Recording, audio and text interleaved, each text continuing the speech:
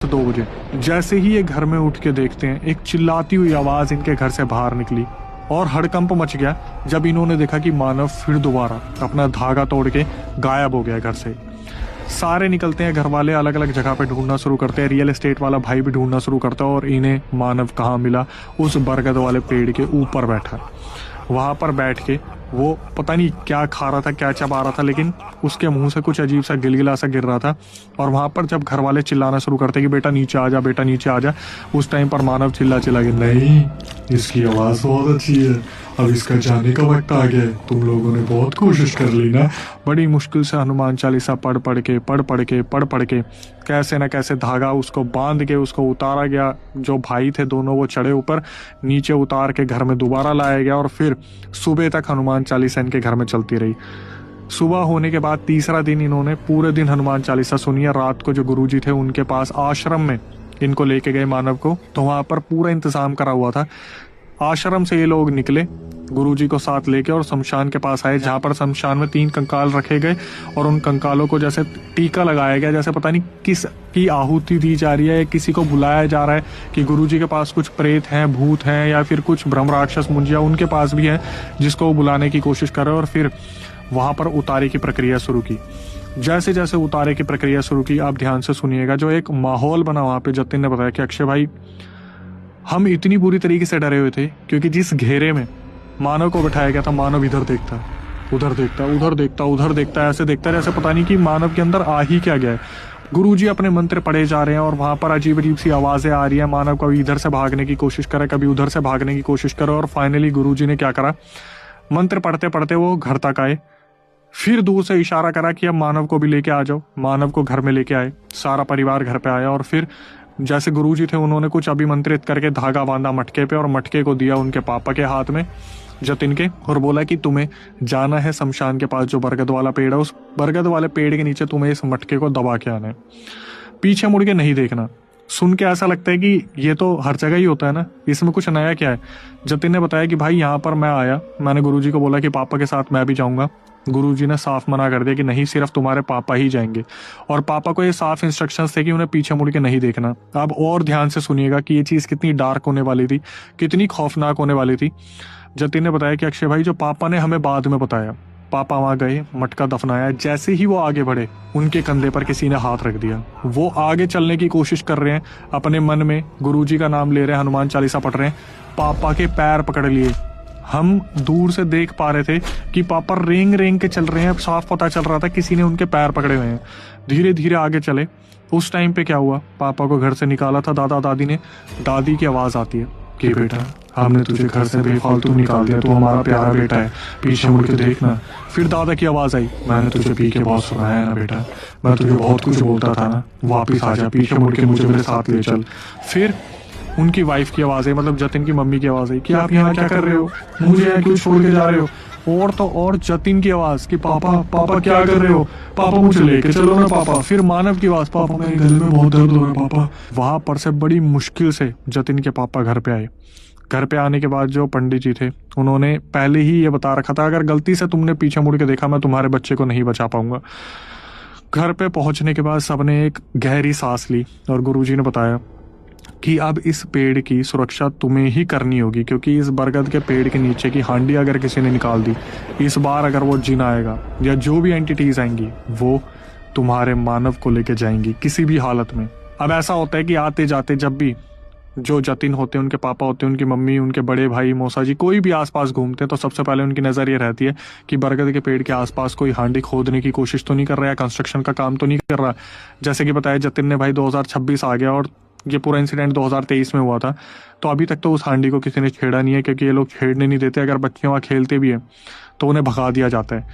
लेकिन जिस तरीके से जतिन ने बताया कि अक्षय भाई, मानव बहुत ज़्यादा परेशान रहा उसके बाद भी, क्योंकि कम से कम 3-4 महीने वो जिन मानव के सपने में आके बोलता था कि तू कभी तो फंसेगा, मैं तुझे कभी तो लेके जाऊंगा, तेरे गले की आवाज़ मेरी है, ये तेरी नहीं है, मैं तुझे लेके जाऊंगा।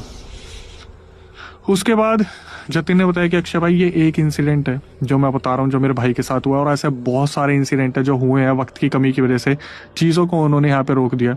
उन्होंने बताया कि मैं खुद बताऊंगा, क्योंकि जिस गांव में मैं रहता हूँ वहाँ पर इतनी सारी लड़कियाँ पोजेस हुई है, इतने बच्चे पोजेस हुए हैं, 3 साल का बच्चा भी पोजेस हुआ है।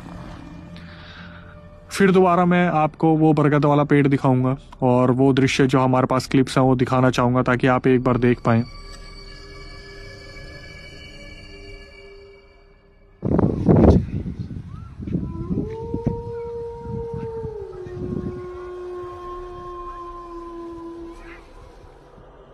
गांव का नाम मैं नहीं लूंगा, अगर चाहेंगे तो कमेंट सेक्शन में खुद जो जतिन है वो बता देंगे। और मेरी जतिन से रिक्वेस्ट है कि अगर आप इस वीडियो को देख रहे हो तो जतिन गांव का नाम मत बताना, क्योंकि हो सकता है कि कल को जाके बहुत सारी चीज़ें कन्वर्ट हो किसी और चीज़ में। जैसे कि मैं बताता हूँ कि आज के टाइम पे बहुत टारगेट होते हैं हम जैसे लोग जो किसी चीज़ के बारे में बताते हैं और फिर उनको दिक्कत आ जाती है। इसके बाद यही कहूँगा कि जतिन ने खुद moral of the story conclusion बताया कि भाई लोगों को बताना कि शांत सुनसान रास्ते पे से निकल रहे हैं ना, वहाँ से चुपचाप निकल जाएं। पॉइंट 1, कोई इस दुनिया को छोड़ के जा चुका है तो उसे उतना याद ना करे कि उसके चक्कर में कोई दूसरा आ जाए। पॉइंट 2, फिर दोबारा जिसकी वजह से मैं दुश्मनी मोल लेता हूँ कि मैं हमेशा ये समझाने की कोशिश करता हूँ कि लड़कियों को जितना ज़्यादा हो सके बाल बांध के चलो। नहीं बाल बांध सकते तो बालों के बीच में गांठ बांध लो जिससे आप प्रोटेक्टेड रहो। जिस तरीके से जतिन ने बताया है, कोई भी एंटिटी कहीं से भी पोजेस कर सकती है। हालांकि गलती जो थी वो इनके भाई की मानव की सिर्फ ये थी कि एंटिटी तो कोशिश कर ही रही थी, लेकिन सोचो 2 महीने से उसके अंदर थी और कोशिश के दौरान हुआ क्या कि हैंडपंप से उन्होंने पानी पी लिया और फिर नहर में टॉयलेट कर दिया। फिर वो रोए, डिप्रेस्ड हुए, जिस वजह से एंटिटी ने उनके ऊपर कब्जा पा लिया था। ऐसे रियल इंसिडेंट लाने में हमारी बहुत मेहनत लगती है और सब्सक्राइबर से हम सिर्फ इतना बोलते हैं कि भाई जब आए हो पूरा रियल इंसिडेंट सुन लिया तो चैनल को सब्सक्राइब कर ले, बेल नोटिफिकेशन ऑन कर ले ताकि हमारा मोटिवेशन बढ़े और इस वीडियो को शेयर करते ज़्यादा से ज़्यादा लोगों तक।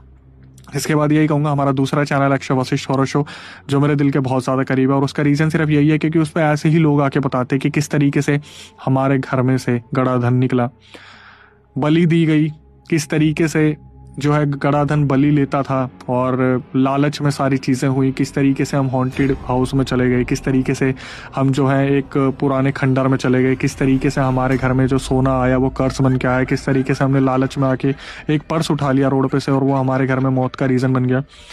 हमेशा से मेरी कोशिश रही है आपके सामने जो पॉसिबल हो सके अवेयरनेस के लिए कंटेंट ला पाऊँ और उसके लिए सिर्फ इतना कि यार उस चैनल को भी सब्सक्राइब कर ले, बेल नोटिफिकेशन ऑन कर ले, क्योंकि ये हमारा मोटिवेशन रहता है।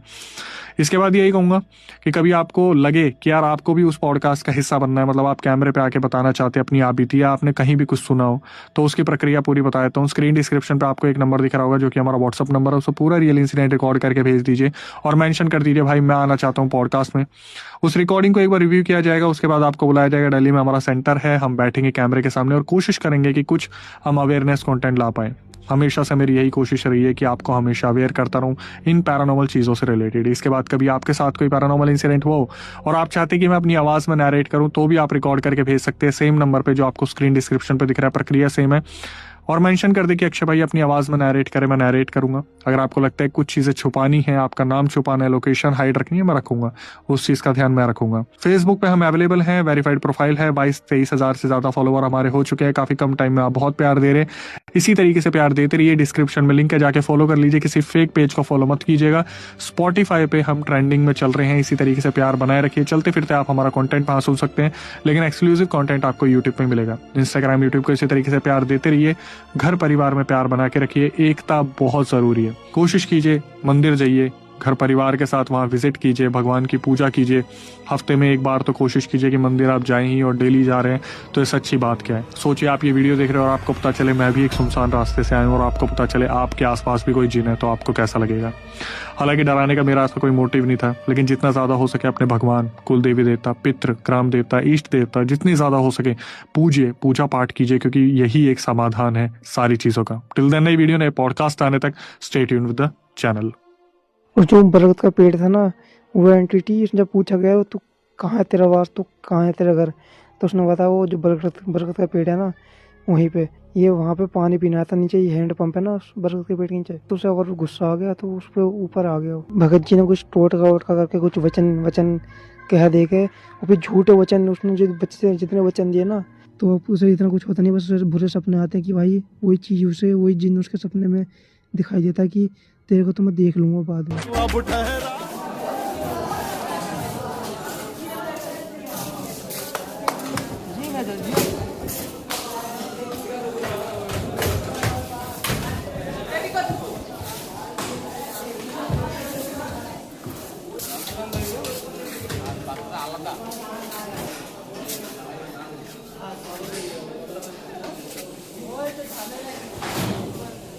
हाँ, यही तो